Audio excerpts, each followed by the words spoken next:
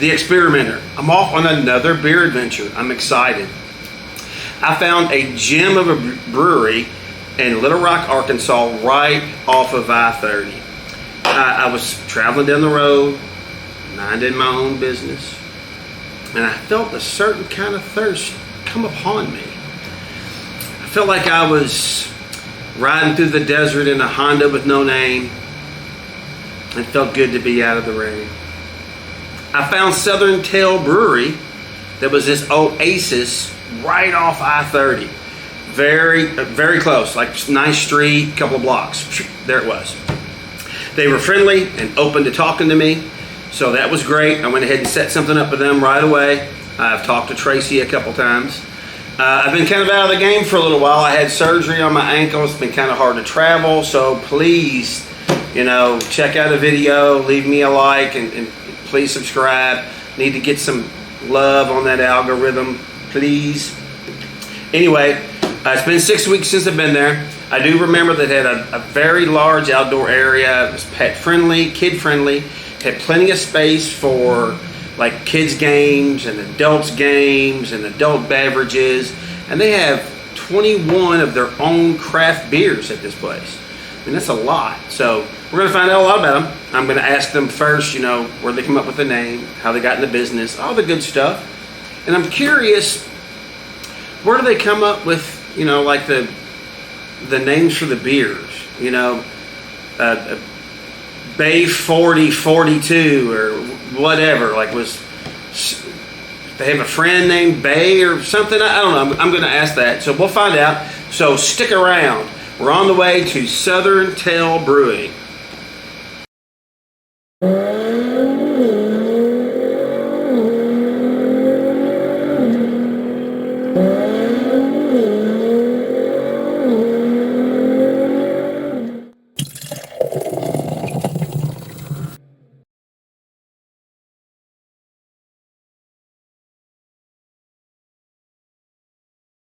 With Seth Boren and Tracy Crowder.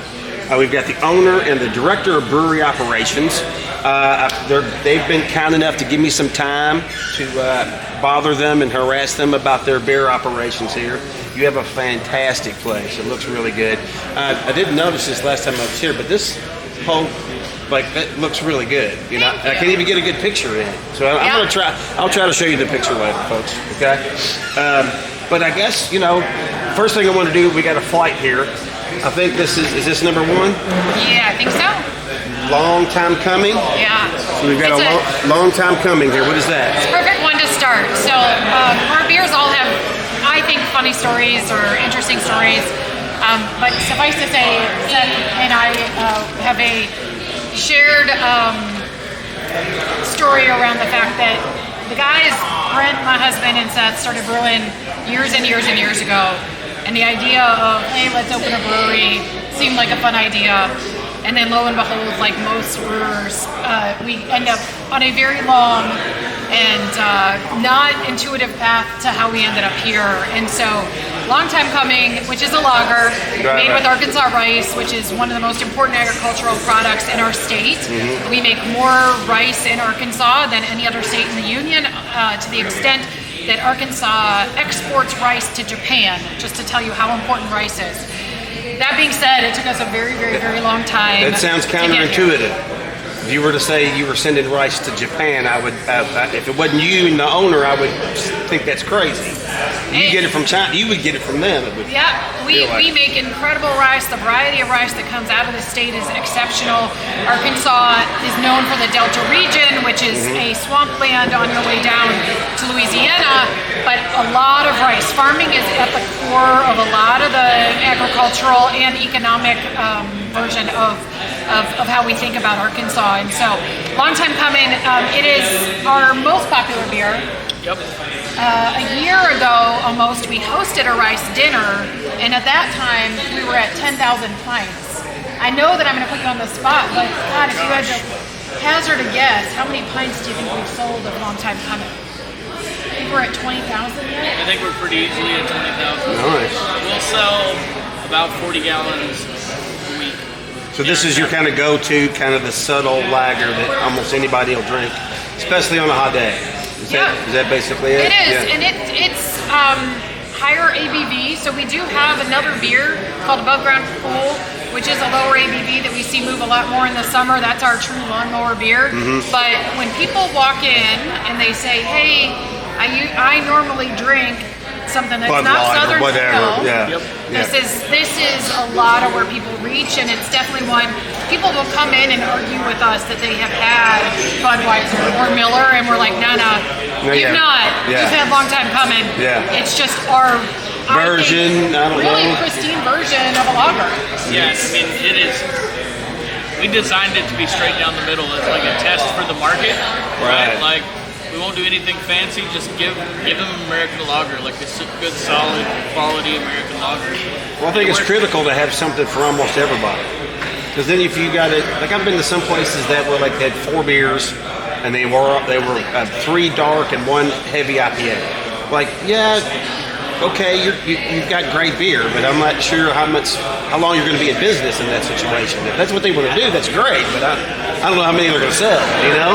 I mean, it's part of how we very intentionally design our tap wall. So you'll see it, but we have 22 beers on tap and 2 sodas. Of those, we also have 4 nitro taps that is mixed in with that. So we really, really work hard to do a couple of things. So one is being inclusive, and that is inclusive as a beverage drinker. So we have a full cocktail program, we have wine, but in that beer, those 22, and Seth and our brewer Scott work really, really hard that that's diverse. So we always have a gluten-free beer. We always have light beers. We always have dark beers. We always have IPAs, right? So we have a very, very, very wide variety in there. We always have a sour. We have a fruited beer. So there's a lot of variety in the lineup. Seth, I know you work relentlessly at this, but yeah, no, it's something that's really important. I think to our business model, but then also the customers come in. We've been able to move people who think they're not into beer, especially into craft beer.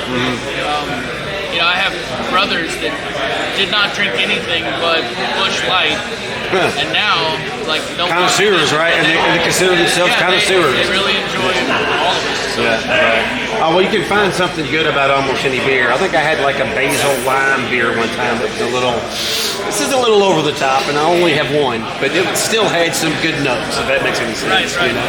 yeah. Well, great. That's great. That's awesome. I want to ask about the name Southern Tail. Where did that where's that coming from? And I know you guys aren't from here, are you? We're not. Right. Well, Seth is. Okay. Seth is from here. Although Seth has lived many places in the country. Brent and I, we consider ourselves hailing from Chicago. The tail in Southern Tail is dogs and cat tails. It's at the heart of what we do. We knew that we were going to do something magnificent, right? This is not a 1,000 square foot brewery. It's a 12,000 square foot 2-city block operation that we have over 80 employees. Like, we were doing something that we knew was big and has even gotten bigger than we imagined when we started. That being said, the Tail is really about our extraordinary fixation with doing amazing things for the local dog and cat community. So that means donating to charities. Last year we donated over $25,000 into animal and food scarcity charities.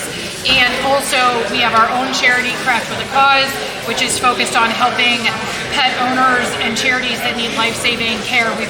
We've all either been or known somebody that had to go to an emergency bed, and the first thing they do is ask you to put down a credit card for $500 just to have a consultation. And Brett and I were very touched by the ability to help people that are in our network. Some of it is employees, some of it is charities that depend on us. Right now we have 2 dogs that are sponsored that were absolutely no medical funding to cover their care, and we're rescuing 2 Great Danes on Craft with a Cause. Last month there was a cat that needed emergency, optical care and seeing a specialist, and so that combination of how do we think about both pet owners and the charities that support those animals in Arkansas is true to our corporate culture, and I think a broader set of sort of giving back reverberates through everything we do. You get a lot of great space outside too, so I can see how that would be conducive to bringing your dog, to the you're gonna have a beer, bring the pooch over. I guess that's okay. Well, that's awesome. That's very kind of you guys to do that. And I guess the Southern Tail is kind of the reference to more like just Arkansas. Yeah. Just Arkansas in and of itself. Okay. Yeah. We do a lot of things to be Southern. Our menu is very, I would say, Southern influenced, right? The risotto balls, which is obviously our nod to the importance of rice that I talked about. But we do pimento cheese and firecrackers. We do a lot of things that are traditional Southern, but a lot of times with a little bit of a twist to make it uniquely ours. So I think a lot of folks come in and appreciate, yes, we have cornbread. It has a little bit of a northern twist to it, and we do get a lot of people that either love or hate the fact that we have sugar in our cornbread, but that's our way. And it's kind of like that basil lime beer. I would say you either love it or you hate it. There's no real, ooh, that's awful, or I can handle that. There's no in between, I guess, right? Okay. So tell me about your journey. What made you decide? Was it just like a fluke, or did you just say, did you always want to, or is it one of those days you went, I think I can do this? I'll let you take that one. So Brent and I started brewing after we were working together at Dillard's, the retailer, and he left me alone at Dillard's by myself and took another job. And he called me about 6 months later and said, "Still got that home brewing equipment?" I think he was just bored. Yeah. And so we've been hanging out. We started brewing like once a month. Well, the pandemic hit, and suddenly there was nothing to do. So we were brewing 3 weekends a month. We spent brewing beer. Right.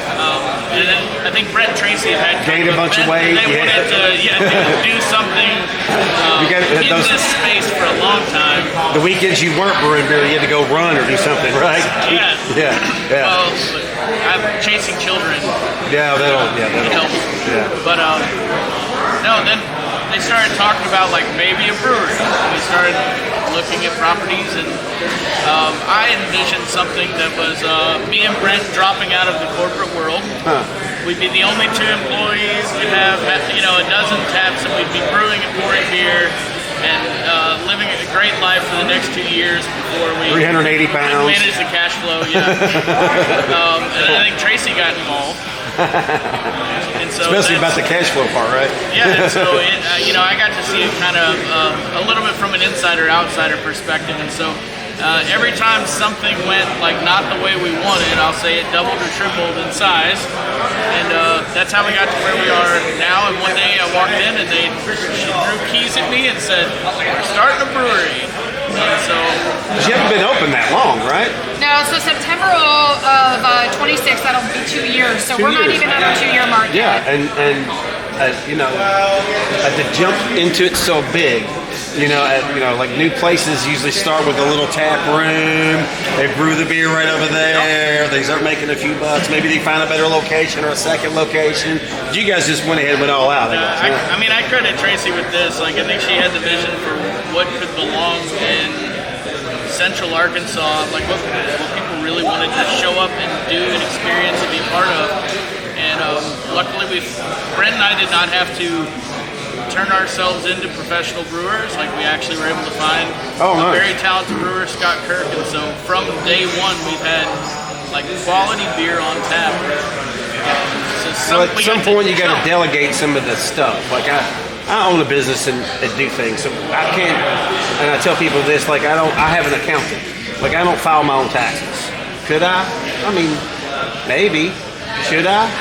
Probably not. Could you make the beer? Probably. That makes a mighty darn beer. You get my point, though, right? So I worked in the brewery. I've been a part of all but one batch where I was out of town, and Scott said, "I'm just going to do it myself." But otherwise, I'm back there every brew day helping out. Nice. Scrubbing pots, ordering ingredients, doing the brewery accounting. All the sales and distribution runs through me, so I wear a lot of hats, but I still try and be back there. Right. Okay. So is that just part of your, kind of the love of the game? Is that a good way to put it? You got to be involved all the time? And to know what's going on. Yeah. Right? So if somebody's got an issue with this doesn't taste the way it's supposed to, I was there. You can say I was there. I got a text over the weekend about a beer. I was like, "Hey, I don't think something's right," and he was in here, and the next day he's like, "Oh, it was brand new, hadn't settled out enough, and but I think the beauty of this is, yes, it's big, and yes, there's a lot, but I think one of the things that is about it is like maniacal focus on quality, and I think that's amongst all of us. So I don't brew beer, but I'm maniacally focused. Like Seth pinged me and was like, hey, I think somebody got a cold burger this weekend, and like we really, yes, in a night we might do. 2,000 people could be in here. Nice. It's possible that they could come through in a Friday, right? But I want to know if somebody's food wasn't perfect, or if they didn't get the best experience. And if it was just a mistake, or is it something we can solve? That kind of thing. Exactly, and I think that's the important part of it. So, what are you moving on to? So this is the sourpuss. Look at that! Look at the color on that. I'm kind of excited about this one. I didn't like sours. My son turned me on to them. There's a place in Louisville called Atrium. They kind of specialize in sours, and they've got 3 or 4 that, oh wow, that just a lot of flavor. So sourpuss is our kettle sour. It originally was a different flavor profile, right? It was raspberry. We had the idea that we were going to just, change the fruit up every time. Oh, that's really good. And round 2 was this cherry. That's really good. And now it's always going to be cherry. And we threatened to try a new flavor. If you're into sours, this is a place to try. That's really good. So sourpuss, I would say, is equally as popular as a merchandise item, because if you wear the branding around it, I think Austin is probably wearing it, if I could guess, if you can walk by the camera. It is a very common one that you get stopped on airplanes. Make your star. And all of that. So I think that it's one that the beer is so amazing. That's a good one. The cherry change and the merchandise hit all at the same time, and I think it was doubling effect that people were like, holy crap, this is great. And I love the outfit too. So we get a lot of people that come in and it's a bit of an inside joke going on. Like somebody be somewhere else and go, oh, you like Southern Tail too? See, that's an interesting kind of detail, right? All right. That's a good one right there. All right, so continue on with your journey. I kind of cut you off. I'm sorry. You said that you were kind of friends with Scott, and you had some troubles. I think I read an article about you guys that you had three other locations or something picked up before you got to this one. So all along the 9th Street corridor was where we wanted to be. We are very fortunate in Little Rock. Is very different than Northwest Arkansas, which is the other large beer community, which you have to get in a car and drive to all those breweries in general. A few you can bike between, but they're really very, very, very spread out. Central Arkansas is very different. Down the road from us on 9th Street, we have Stone's Throw. Over on 17th, we have Moody Brews. Just in our backyard, we've got Camp Taco, Lost 40. Across the bridge, we have Flyway, and over on 7th Street, we have Vino's. So for us, it was we wanted to be in the hub, and we wanted it to be something that you can bar crawl, go get variety, that we can be right here. It was always about right here. And so we started down the road. It was too small. It was a little bit of Goldilocks. It was too big. Right. Then there was somebody that changed their mind, that decided that they just couldn't part with the property. We had all but given up, and Seth joking about us throwing keys is that the truth be told is that we had this property under contract in February, right as COVID was happening. Oh, yeah. There were some, man, that's painful. There were some title issues that very, very, very fortunately delayed the seller from being able to sell it to us for the majority of COVID, which was a huge blessing for us as people that would have just been paying on a mortgage. And so we get largely through it, and so we had decided that, of course, I'm a superstitious person. The reason that nothing was working out was because we were telling people, not just Seth, but we literally, so Brent said, don't tell anyone. The only people that knew was our title company, our attorney, and the sellers, and no one else knew. And I am a very bad secret keeper, but suffice to say, that was the one that I kept, and I have to say, this is the only property that worked out. So there's got to be some magic to that juice. Right. You didn't jinx it this time because you didn't know you could. So every brew day, we start with the song Nothing's Gonna Stop Us Now. Nothing's Gonna Stop Us Now. We invited Seth over, and we were blaring Nothing Can Stop Me Now at 5 o'clock on a Friday. And we don't brew at 5 o'clock on a Friday, and I think he was a little bit what's happening? Well, And it was always like Tracy would be like, hey, can you come help move furniture? Oh, okay. Tricked you. Yeah. Well, see, that would have been the something you might have went, move furniture. No, that's the trick. It was not abnormal to need to move furniture. Right. Yeah. Okay, so you were used to being sucked into chores. I drive out on the way home. Gotcha. Well, it's a great place, and I think you had some trouble with the financing at first too, right? So we had pursued a initial lender who actually loaned us on all the property, and had been down a path with them and going down the SBA route. And the common thing that we learned painfully is that a lot of times banks won't tell you no, but they will just keep asking more questions. We were down to the point where people were asking us, what's the recipe for ranch dressing? And somebody pulled us aside and said, I don't think they're ever going to loan you any money. And I was like, really? This was our first rodeo at this. Like, we had no idea. So they kept coming up with reasons to delay. We need your neighbor's checking account bank statements or something. You're like, why do you need my neighbor's bank statements? It was just an infinitesimal amount of detail. And so somebody who's a very important advisor to us said, I think you might want to just talk to another lender. Yeah, just move on. Just see. Don't cut ties, but have a conversation. And so we had been on a 2-year path with this other lender. They had loaned on this part of land, that land, but they had loaned us many, many times on real estate secured deals. Right. But you can imagine this was not a $300,000 or $400,000 or $500,000 operation. So all of a sudden, when you started putting a couple more zeros on the back of that, we started to maybe not get the fast reception. And so we talked to another lender. Arkansas Federal Credit Union had meeting one with us. We had a really awesome meeting with them, and from day 1 to 27 days later, we had a verbal clearance. And so it's so much better to work with local and buy local, even if it does cost a little bit more. Well, it's a local. It's a local bank, credit right? union, Yeah. even though the other bank was a local bank, and we really are grateful to them because they helped us buy the land, but they weren't the right business lender for us. Right. And so 27 days, we were, You were signed rolling. and sealed. And Keeping a secret from Seth? well, and we also didn't go SBA, which is another really big difference. And so we do a lot of work helping others, like advise them on, how do you clue someone in? Like, what are the signs that something is It's not going to work, it's going to work, or whatever. But it was good, and I think it was also a really big blessing because it allowed us.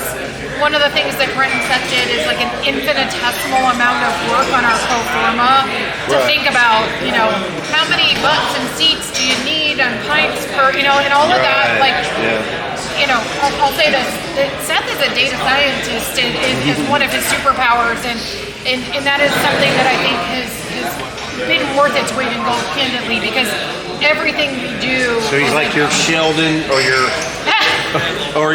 Data from Star Trek. Kind of. Yes, it'll be 14.3. That's not unfair. Sour pusses must be sold every 3.5 hours for us to make $7.82. Yep. Whatever. But we make data decisions, and that's always been at the core of what we do. So it was a little bit elongated. I think. That's a good one. Very That's fortunate. good. Mm-hmm. What's next? Okay. Do you really have, I think you kind of touched on it a second ago, like a beer philosophy? I think you kind of touched on it a little bit earlier. Like I've met some guys that were the only one in gluten-free. I had told you about the ones that only had like 3 or 4 beers on tap. Well, we don't care about business. Okay. But do you have like a beer philosophy? Is it a thing? Yeah, I mean, it is a big, warm, welcoming space, and we knew that our tap portfolio needed to match that. We've been pretty fortunate that we haven't had to pull out gimmicks like that cherry sour. Yeah. There's no cherry flavor in it. It's just cherry. Like, it's a solid sour base with cherry at it. Mm-hmm. And so, well, I like it because it's there, but it's kind of subtle too. It's not over the top. yeah, I mean, it's approachable. Yes. And so we try and make sure our beers are approachable, and then occasionally we'll do something like make a 16% imperial stout, like it's sitting in one of the tanks back there now. And so keeping it interesting, letting people find the things that they already love, and then also making it interesting enough to draw them back. That makes sense. I like that. So like this one is the First Fiddle? Yep, First Fiddle. It's our American IPA. Oh, yeah. It's one of our flagships, so it's always around. Oh, yeah. See, that's a good one, too, Seth. So it's got the caramel notes in the body, but it's well balanced. American IPA. Look at the color on that one. On the hop side, you get Yeah, it's got a little hoppiness to it. you got but not enough that it's going to. You have to love IPAs to drink it, right? Like, Right. just enjoy. Yeah. Well, it's got a lot of flavor. A little dry at the end, which is fine. I mean, no, I like that. I like that a lot. Yeah. What anything else you want to add about like your beer philosophy? I'll tell you what. Tell me something that maybe a detail about brewing beer that maybe people don't know. Having a clean brewery counts. Clean brewery is almost number one. Yeah. You know, number one, we keep things clean and we follow our SOPs. And if there's an opportunity to improve them, we do so. But really, it is making consistent product. Yeah. Right, especially on those beers where people show up and they've had it before, right, is our goal. And if something's not up to standard, like Tracy was saying, like it doesn't go on tap. Right. Right, or it gets fixed before it goes on tap. Like we don't. Somebody told me something. Tell me what you think about this. Can't remember who it was now.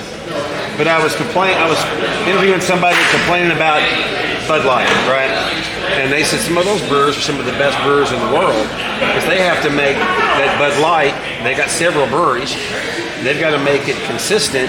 Like the beer in St. Louis has got to be very similar to the beer sold in Florida, right? I mean, like I'm not anti-Bud Light by any, I'm not saying that, but it is it's Bud Light, right? It is what it is. Is there any? Is that a thing? I mean, is that some of the best brewers in the world work for Budweiser? Well, I would say I don't know about that, but I will share a philosophy that something that we learned at the Jump is that we had a brewery consultant that we realized that actually our philosophy on beer was quite different than his. And one of the things that he told us was, you never dump beer. You can just hop it. Or, Right. And I think when I heard that, it kind of hurt your feelings. I was like, no, like that's if something is not great, we're not putting it on it. And I think it's one of the things that this maniacal focus, and I think you can argue whether quality is consistency. For us, I think it is. We do we want our batches to taste similar, but if something's not exactly the same, we kind of operate from a spirit of continuous improvement. And whether it's I want my servers to be 1% better, or I want my beer to be 1% better, I think for us it's always about how do we get better. Right. We've obviously not been in business nearly as long as Budweiser, and I think it's a very different model and hard to compare. Absolutely, right. But I do think our philosophy is if and I'll say when, we will have a terrible batch of beer, and we will collectively as a leadership team go, not serving that. Yeah. Like we will dump it, and I think that's something that we actually parted ways with that consultant because we found over time that was sort of a leading indicator that he and us were not going to ever agree. Well, I've heard brewers talk about that before, like, if you screw one up, we'll just turn it into, I can't remember what he said. We'll just make it an IPA. I can't remember what it was, quite frankly. It is the trick. We'll just hop it up.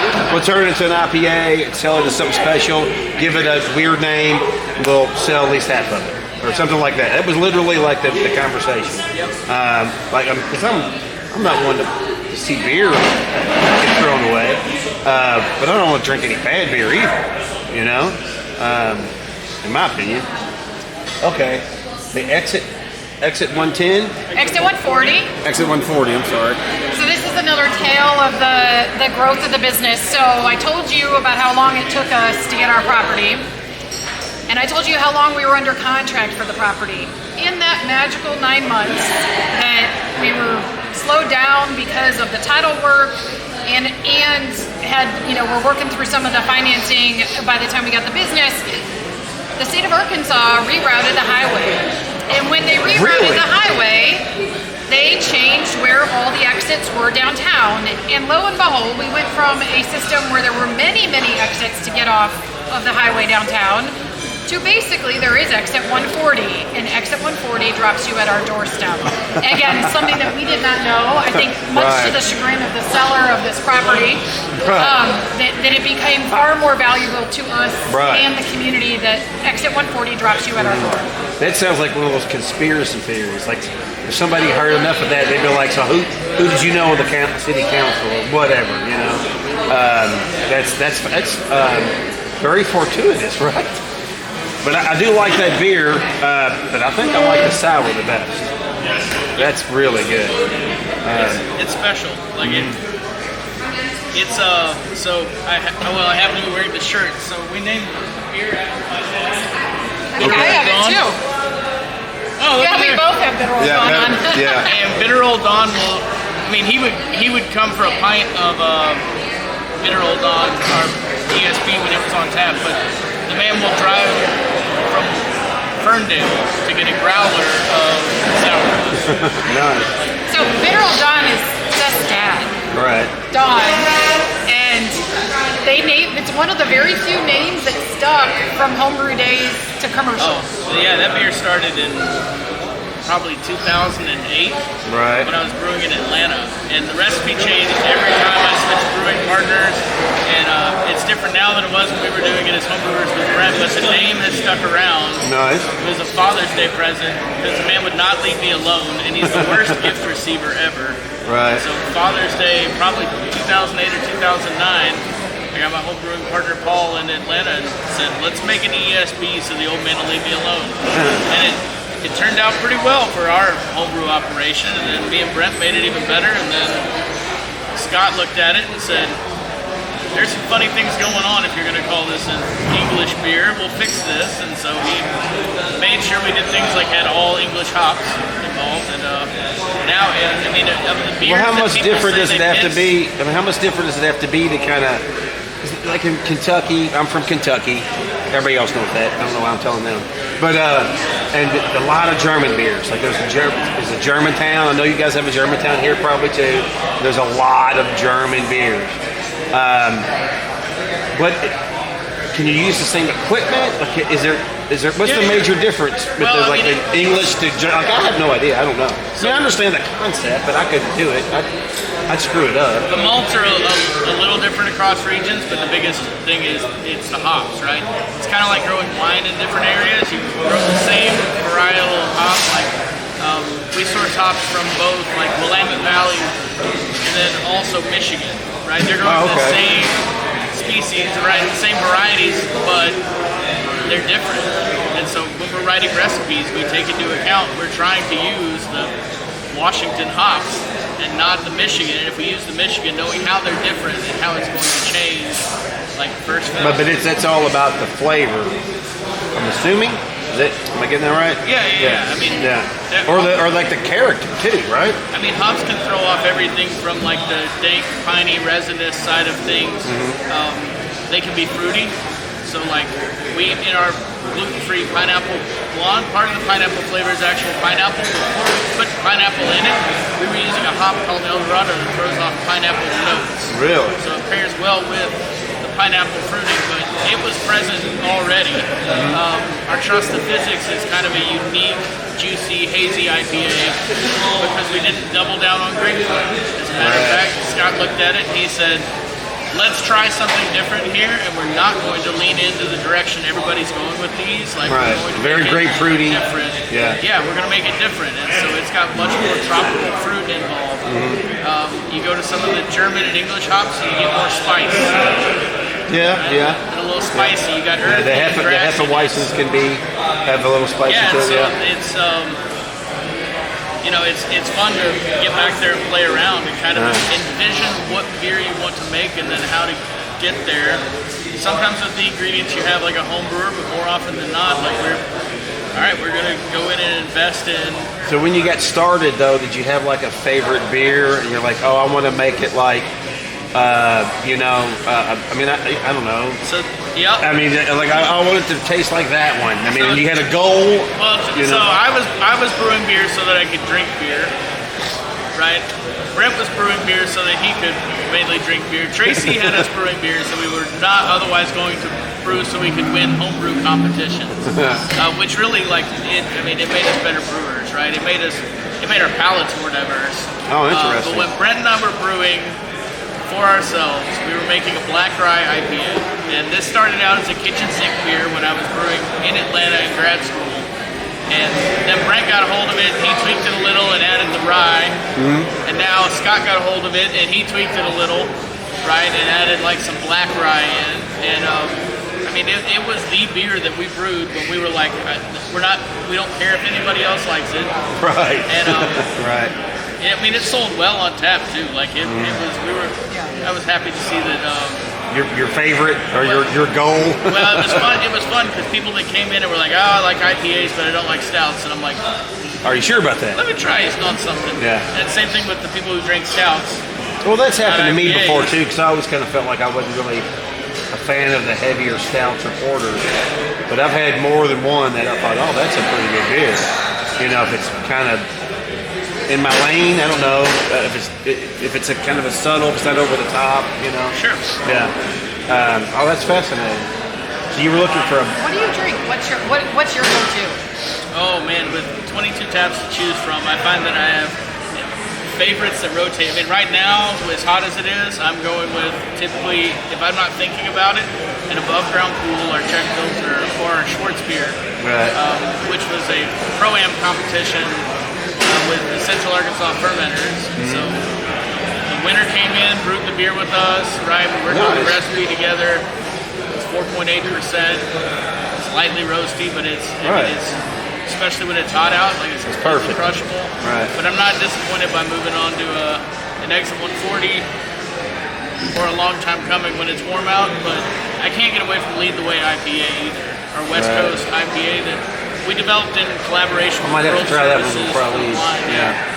We had cans, it's all sold now, but we had cans that I think Tracy got this crazy idea that we could put Braille on a can, and Scott went out and found a company that would do it for us, and so I think we're maybe the second brewery to have Braille on the label. And again, part of our charitable giving work together with World Services for the Blind, which is actually headquartered in Little Rock. And they support individuals that are blind or low vision, most of which are actually become visually impaired later in life, and teaching them how to basically do their profession now that they are visually impaired. You kind of give it a different description to being blind drunk, I guess, at this point, right? Is that too far? Did I go too far there? But we're really, really fortunate. Eric and I met through at a leadership group, and it's been we're uniquely kitted. So we have a pilot system, which is 1 barrel, and then we have a production system, which is 15 barrels. Yeah, I read that. So and so try it with the pilot. Lead the Way is actually born out of a pilot system that Seth was one of the first beers he authored himself. And then we evolved that into Lead the Way. So I think a very perfect expression of a West Coast IPA, and also one that I think is just really special to our hearts. So. Well, I think it's really awesome. What I've read about you and what you also said is that you wanted to be near the other kind of breweries, right? I think that's awesome. I don't know how the other breweries would take that, obviously, but it sure makes loaning. What have we loaned? Like, we get weird requests every once in a while, like growler caps, growler lids, grains. Well, I've found like you get to know. I mean, I've met a couple of jerks, obviously, but for the most part, in Kentucky and in Texas, I don't know this scene here, you know, but they're competitive in a way. Like they want to have the best beer, but they're not trying to put anybody out of business. No. Like if Akasha or whoever calls this one and needs a little help, like it's just done. They get whatever help they need. I mean, did you have any issues with trying to move in? But somebody was like, no, we don't need the competition. I think that... You don't have to name any names, but tell me a story. First and foremost, I think you have to remember, like, when we got our architects to take this project on, they said, what do you want? And I said, I want when people to walk in for them to go, yeah. And I think that we did it. A lot of people tell me that we did. And so, like, we chartered out a mission around this, which was... A lot of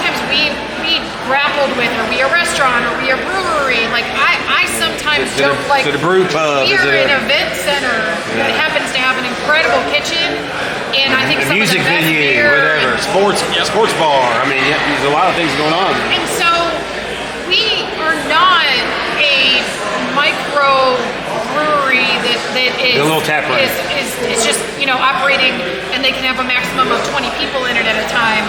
We are not we don't have 5 locations across the state.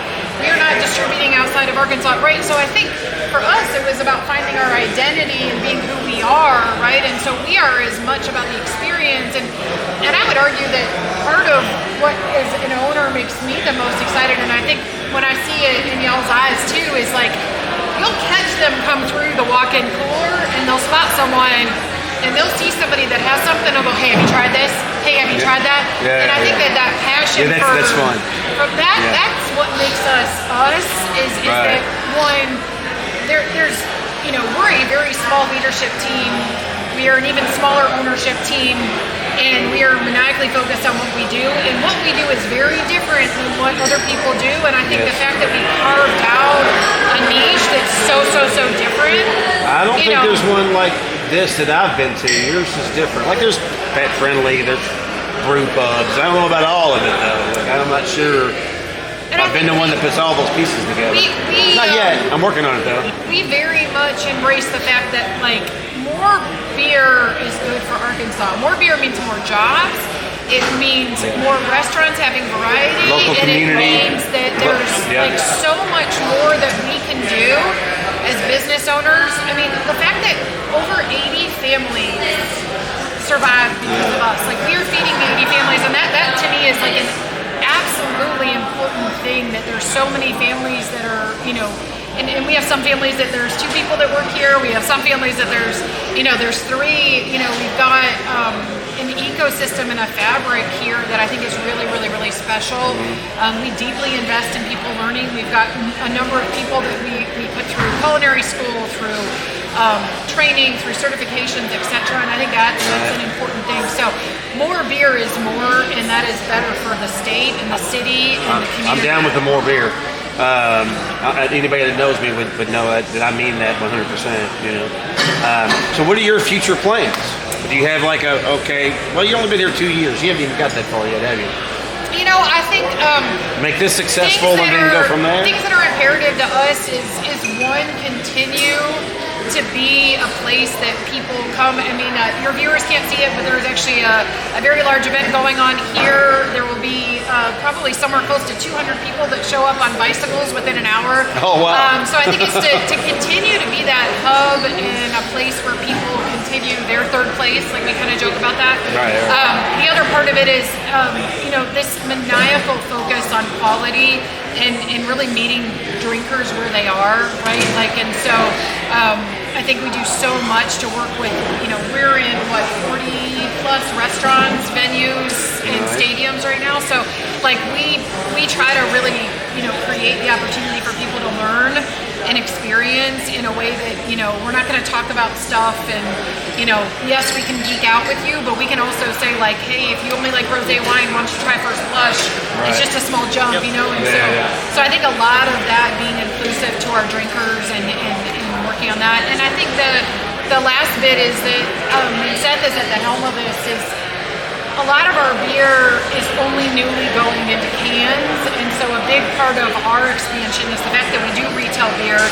Arkansas, you cannot buy beer in a grocery store or a liquor store on a Sunday, so really helping provide beer, 7 days a week on every day of the year except for Christmas where it's illegal to sell.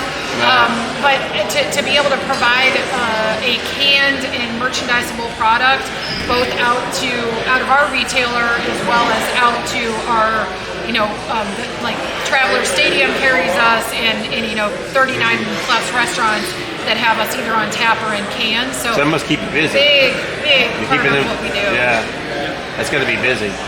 Okay, well, I know you got things to do, Tracy. Seth, I'm sure you're busy. I've already taken up a bunch of your time.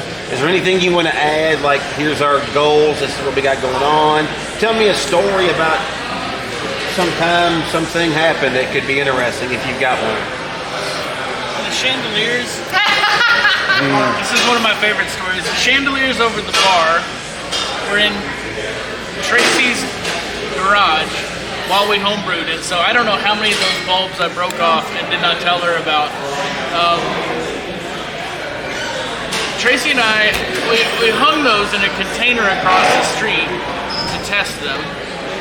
So once we got them tested to make sure they weren't going to need to be rewired, we moved them to the other container so that we could clean them. And we cleaned them in the middle of, it had to have been 90 degrees out, in the middle of June, in a thunderstorm. With like, what do we do? Like, do we stay here? So I think it's Favorite thing that Seth has ever asked me is, are the bottom of your shoes rubber? Because it was that big of a, I mean, it was really big storm. It's fun that like every piece of this, I look around and we've got a story. Like Above Ground Brewery was named while we were standing. I don't even think we have walls yet. Definitely didn't have doors. Standing in there, we were talking about what we were going to name our light beer, right? Right. Well, an Above Ground Pool, it's not fancy, but it gets the job done. Right. Like, Yeah. Okay.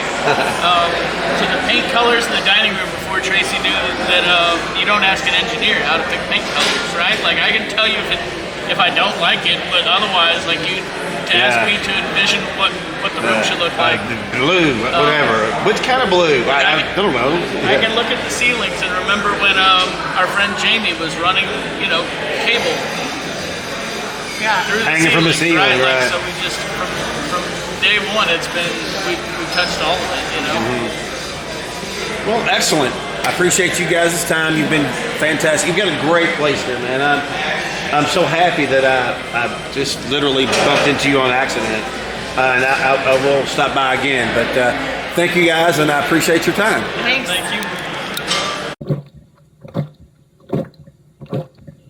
you.